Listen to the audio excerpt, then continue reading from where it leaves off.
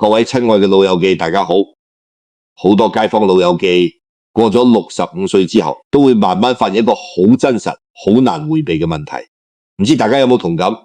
以前行路上街買餸逛公園，行成個鐘都冇事，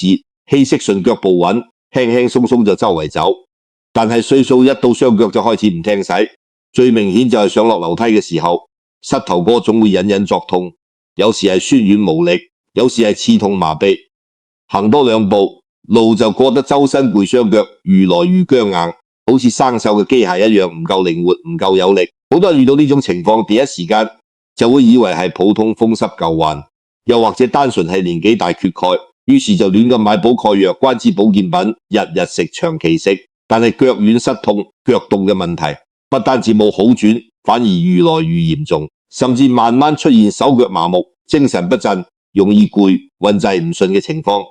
其實好多人都睇錯咗呢個問題嘅本質，淨係睇到身體表面嘅不適，卻忽略咗身體發出嘅天道警告。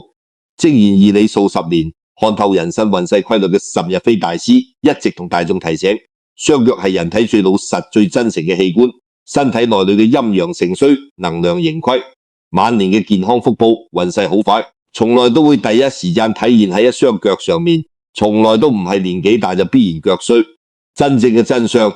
係人老腳先老，雙腳就係我哋晚年人生最根本最重要嘅地基。腳力慢慢衰退，膝頭不斷疼痛，雙腳長期冰凍，從玄學同身體能量學嘅角度嚟講，從來都唔係單純嘅骨骼問題，而係人體自身嘅陽氣，生命正喺默默向外洩漏，不斷流失。好多老友記一生勤勤懇懇，年青時詠盡風雨，努力打拼，就想晚年可以安安穩穩、健健康康、順順利利，冇病痛，冇災厄，運氣暢通。但係偏偏忽略咗最基礎嘅養生之道，唔知道守住雙腳嘅溫度，保住雙腳嘅力量，就等於鎖住咗後半生所有嘅健康福氣同人生運勢。今日我哋就透過岑大師獨特嘅身體能量風水學，同大家徹底講清楚雙腳同人生氣場、健康財運福運嘅深層關係，教大家看透身體嘅天道規律，用最簡單最落地日日可以做嘅小事，補足陽氣，堵住能量洩漏，穩住萬年根基，守住一生福報。熟悉易經乾坤之道嘅老友記都知道，人生車客天地萬物完成之律，土定青天成之天生清陽之氣，雙腳呢地剪貼大地萬物之根，人學意思，所有嘅生命能量、氣血運行、福氣機緣，都離不開天地二氣嘅滋養。而我哋雙腳腳底嘅湧泉穴，絕對唔只係一個普通嘅穴位，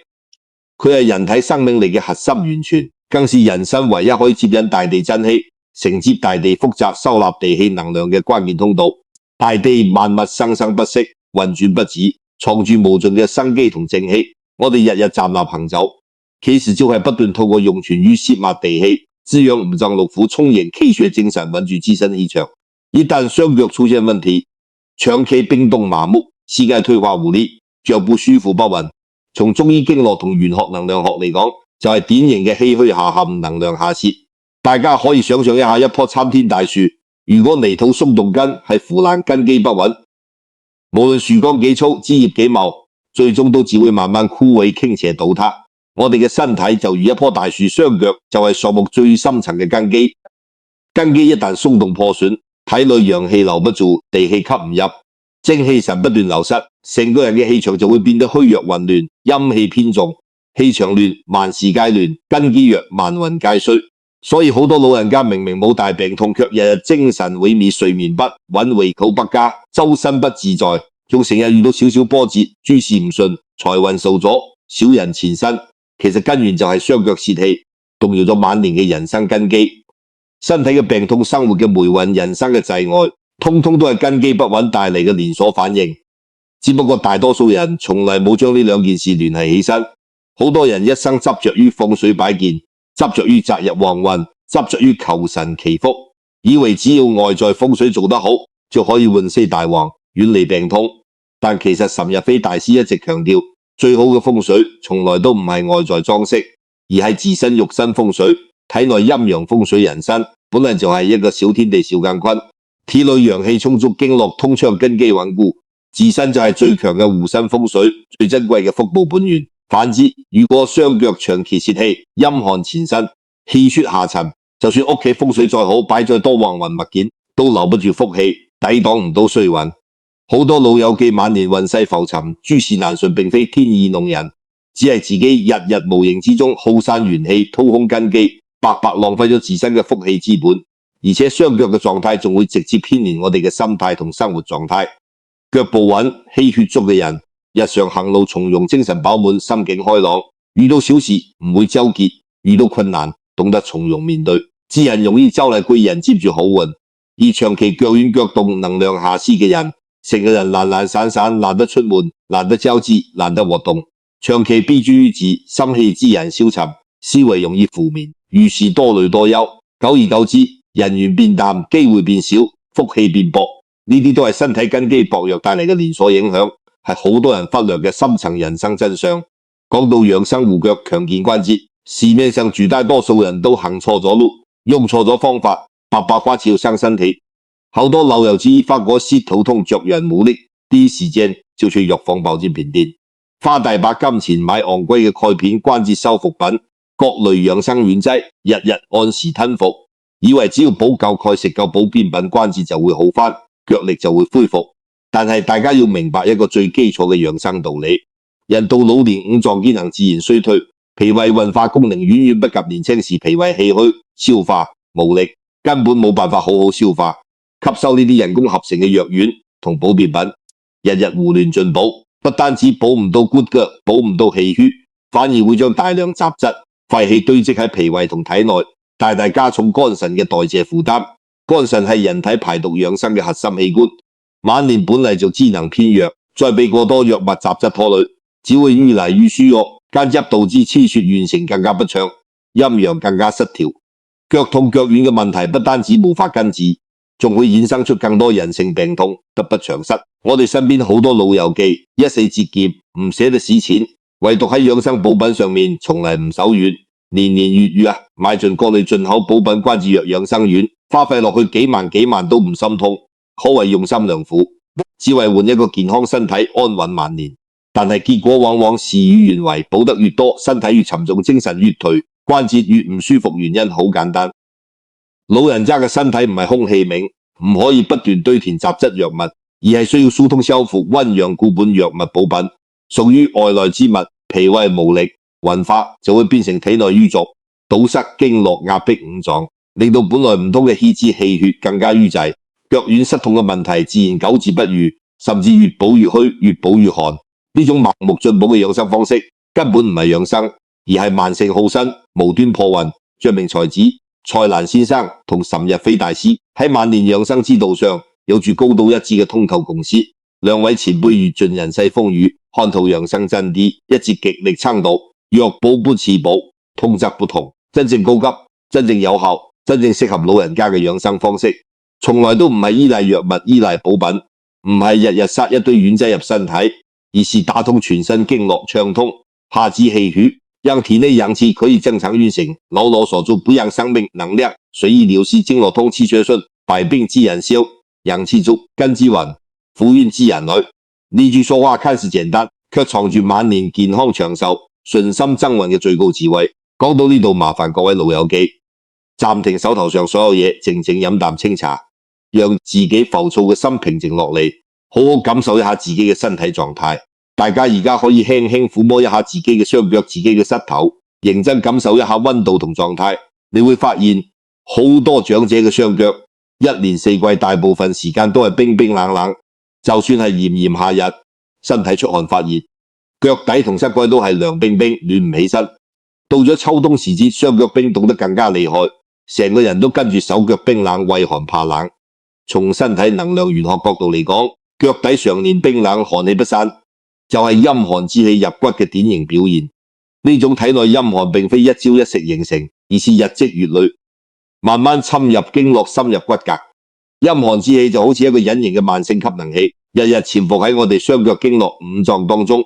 時時刻刻吸姦我哋嘅精氣神，耗散我哋嘅陽氣，削弱我哋嘅身體根基。長期落嚟，陽氣愈來愈弱，陰氣愈來愈盛，氣血運行受阻，經絡淤堵，不通病痛自然接踵而來，霉運亦都隨之纏身。所以話養生先養腳，運旺先固根，守住雙腳溫度就係守住自己嘅生命能量。好多人忽略咗日常細微嘅身體變化，覺得腳凍只係小事唔使理會，凍咗就着多對襪，着厚啲鞋就得，根本唔放在心上。但係玄學養生講究積未成，逐漸變成質，所有嚴重嘅病痛、頑固嘅體質、低迷嘅運勢，都係由一點一滴嘅陰寒積累而嚟。今日一日腳凍只係少少不適，日日腳凍，月月積寒，就會令下肢經絡長期收縮，氣血運行遲緩，慢慢出現靜脈淤滯、關節退化、腰腿無力嘅問題。體內陰寒過盛，仲會令人心氣低沉、思維消極，容易煩躁、容易失眠，日間精神不足，做事提唔起勁，自然難以接住好運，把握良機。呢啲都係身體能量失衡帶嚟嘅連鎖反應。岑日飛大師結合幾十年義理研究同養生實踐，為廣大萬年老友記整理出2件最簡單、最實用、日日可做、零成本高效嘅日常小事，唔需要花大錢，唔需要劇烈運動，唔需要複雜操作，只要日日堅持，就能慢慢打通下肢經絡，逼走體內陰寒，鎖住自身陽氣，穩住人身氣場，腳骨力會日漸恢復，身體病痛會慢慢消退，連帶身邊嘅衰氣霉運都會逐漸遠離，健康同好運一齊回歸。第一件事就係暖水艾葉泡腳，呢係最直接嘅物理補氣、風水固根之法則。核心精髓就在於暖腳即暖身，守住湧泉，鎖住元氣。好多人以為泡腳只係單純舒緩疲勞、暖下雙腳，其實遠遠不止咁簡單。夜晚係人體經絡休整、陽氣收斂、氣血修復嘅黃金時機。睡前用溫熱水泡腳，搭配艾草或者生薑，係古法養生中最溫和、最穩妥嘅保養堵漏之術。大家每日瞓覺之前準備一盤溫度適中嘅熱水，水溫唔可以過燙，避免灼傷皮膚，亦都唔可以偏涼濕，去溫通經絡嘅效果。加入適量曬乾嘅艾草或者幾片新鮮生薑，將雙腳完全浸入水中，慢慢浸泡，靜靜感受。泡腳嘅時間唔需要太長，20分鐘左右，泡到身體微微發汗，背脊有少少暖意就剛剛好。千祈唔好泡到大汗淋漓，反而會耗散陽氣，適得其反。艾草同生薑本身就有極強嘅溫經散寒、通絡升陽功效，透過熱水嘅溫熱之力，藥效可以直接透過腳底皮膚湧泉與滲入經絡，直達五臟六腑，溫煦丹田元氣，溫通下肢淤堵嘅氣血。日日堅持就能慢慢逼走積聚體內多年嘅陰寒濁氣，打通堵塞嘅經絡通道。最關鍵嘅係可以有效堵住腳底嘅能量流失缺口，將自身陽氣牢牢鎖喺體內，不再無端洩漏。中醫常說腳暖百病消，雙腳溫暖，經絡通暢，陽氣充足，體內陰陽自然平衡，五臟運作協調，身體嘅各種小毛病、隱病痛都會慢慢治癒，個人氣場都會變得溫暖乾淨，正向圓潤，自然可以抵擋霉運，遠離災厄。好多老友記試過1、2日泡腳覺得效果唔明顯就放棄，其實養生從來都唔係一日見效一日改運，而係日積月累，久久為功。身體幾十年積落嘅陰寒，幾十年耗散嘅陽氣，唔可能一朝一夕消復，必須靠日日溫養，日日堵漏。堅持1個月，你會發現雙腳唔再長期冰凍睡眠，變得踏實。堅持3個月，腰腿酸軟嘅問題大幅改善，精神變得充沛。長期堅持，體內陰陽平衡，氣場乾淨，不止身體健康，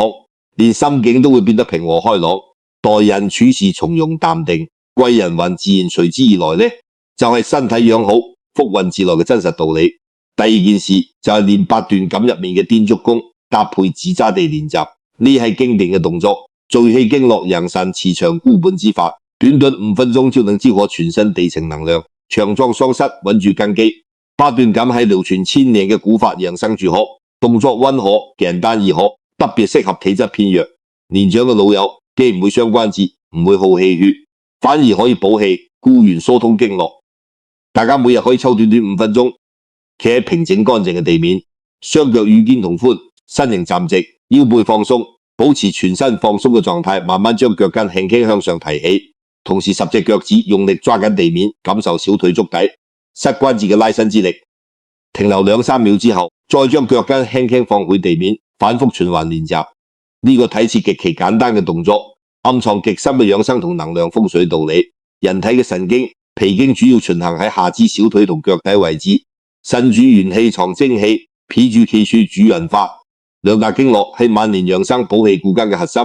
長期久坐小動，氣血瘀堵，陽氣不足，都會導致脾腎經絡不通，精氣虧虛，先出現腳軟膝痛、精神不振、運勢低迷嘅問題。而踮足加子抓地嘅動作，可以瞬間牽拉激活小腿同足底嘅神經、脾經打通，經絡淤堵，讓體內精氣氣血引入經絡，源源不斷灌注雙膝，滋養雙腳。一日堅持練習，雙腳力量會逐漸恢復，膝關節會越來越穩健，人體底層根基會越來越牢固。身體根基穩固之後，體內正氣充盈，氣場乾淨強大，身邊嘅衰氣濁氣為雲就冇辦法侵擾自身，自然可以趨吉避凶，諸事順遂。呢個古法小動作唔使花錢，唔使出門，唔使費力，日日5分鐘就能讓腎固元強腳穩運，係晚年最抵最實用嘅養生秘法。而家好多老友記日日坐喺屋企睇電視睇手機，久坐不動，難於活動，下肢氣血長期停滯，經絡淤堵日深，元氣無處生發，陽氣日漸虧損，久坐傷脾，久卧傷氣。呢個道理人人都知，但係好多人都做唔到堅持運動。而呢套踮足抓地嘅動作，唔需要佔用大量時間，唔需要場地，唔需要體力，無論係朝早起身、午後休閒、晚飯過後，隨時隨地都可以練習，日日堅持就能打破下肢氣血瘀滯嘅狀態，讓精氣回流，五臟固本培元，不只可以強健雙腳、保護關節，仲可以提神醒腦、改善氣息、穩定情緒，令成個人嘅狀態越嚟越好，氣場越嚟越旺。除咗日常泡腳練功之外，我哋仲要守住2道晚年雙腳保護底線，建立起身體自保防線，做到晚年不自殘，養生不白費，穩住一生健康福報。第一道鐵底線就係，無論春夏秋冬，日間夜晚，絕對唔可以讓腳底受涼、受寒濕侵襲。古話講寒從腳底起，病從陰寒生。人體所有嘅陰寒濁氣，絕大多數都係由腳底湧泉穴遷入體內，傷及腎陽，損耗元氣，堵塞經絡。好多老友記在家為咗舒服涼快，中意赤腳踩喺瓷磚地面，夏天貪涼，冬天大意。其實呢個習慣最傷身、最耗運。地磚長期偏涼、暗藏濕氣，赤腳踩踏嘅時候，地面嘅寒氣濕氣會瞬間透過腳底滲入經絡，日積月累就會陰寒入骨，陽氣虧損，不單止加重腳痛腳軟、手腳冰凍嘅問題，仲會破壞自身氣場，導致運勢低迷、諸事不順。所以無論幾熱嘅天，在家千祈唔好赤腳行，一定要養成咗襪子着拖鞋嘅習慣，時時刻刻守住雙腳溫暖，杜絕寒氣入侵嘅源頭，就等於守住咗自身嘅元氣同福運。好多人思志上面唔講究，覺得依時赤腳唔會有影響，但其實人生人次最自長期泄露頻繁消閒，一日消閒一日傳養，一日消閒一日呵護。晚年嘅陽氣本嚟就珍貴，本嚟就有限，每一分陽氣都係我哋嘅健康本錢、福運本錢，唔好好守住，隨便浪費，日後就會換嚟病痛纏身、運勢滯礙。所以呢個小小嘅生活習慣，看似微不足道，實則係晚年養生固運嘅第一道防線。守住細節，先可以守住大運，守住健康。第二道鐵底線就係絕對唔好勉強自己做超負荷嘅運動，千祈唔好盲目透支關節、透支身體。而家好多老友記都有養生意識，但係往往養生無方，盲目跟風，聽人話爬山好、運動好，就不顧自己年紀同體質，日日去行山爬樓梯，做劇烈下蹲、重複下跪，動作以為運動越多身體越好，其實對晚年身體嚟講係極大嘅傷害。人體膝關節入面嘅關節液就好似機器嘅潤滑油，數量係有限嘅，不可再生嘅。年紀愈大，關節液分泌愈少，關節磨損愈嚴重。過度爬山、頻繁上下高樓、過量下蹲運動，都會加速膝關節磨損，耗住關節潤滑，造成不可逆嘅關節損傷。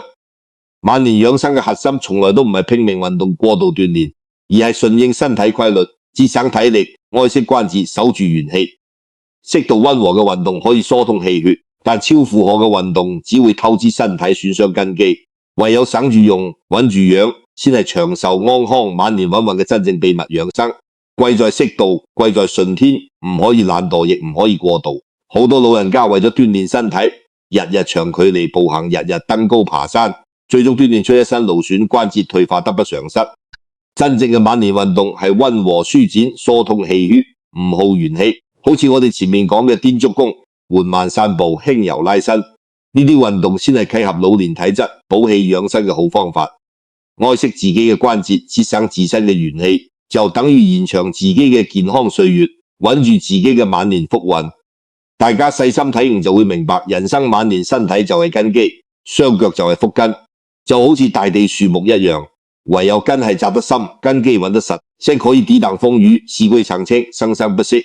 人到暮年，不求大富大貴，不求轟轟烈烈，只求身體健康，無病無痛，運勢平穩，歲月安穩。而呢一切美好嘅前提，都係雙腳穩陽氣，足經絡通根基骨。岑日飛大師留低一句極為通透嘅養生金句，值得所有老友記銘記一生：腳下有根，心中有神，守住雙腳嘅溫度，就是守住你後半生嘅福報。好多人一生奔波勞碌，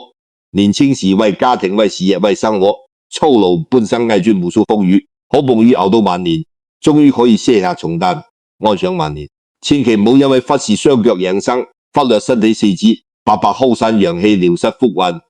招惹病痛霉氣。養腳從嚟都唔係複雜難做嘅大事，只係日日堅持嘅小事。增運從嚟都唔係玄妙離譜嘅風水，只係順應天道，養好自身嘅腸道。每日堅持暖腳倒流練功，固根時時守住雙腳溫暖，杜絕寒氣侵襲，不隨意透支身體。日積月累，久久為功，自然可以氣血通暢，陽氣充盈，身體強健，氣場祥和，身體安康。先要萬事順遂，根基穩固，先要福運綿長。如果各位老友記聽到咗岑大師呢一番身體因果養生自保嘅醒世智慧，想要喺後半生行得穩穩當當、健健康康、無病無災、福運長伴，真心想守住自身元氣，安享晚年福報，不妨喺評論區留下健康增運4個字，為自己祈福，為身體固根，為晚年納福。我哋知命悟道堂從來唔講空泛教條，不談虛假傳說，只為各位老友記分享最真實、最通透、最落地嘅大師養生智慧、人生悟道真諦，陪大家養好身體，穩住運勢，通透生活，安度餘生。每晚6點我哋準時相見，下次再同大家深度互動，安心養生。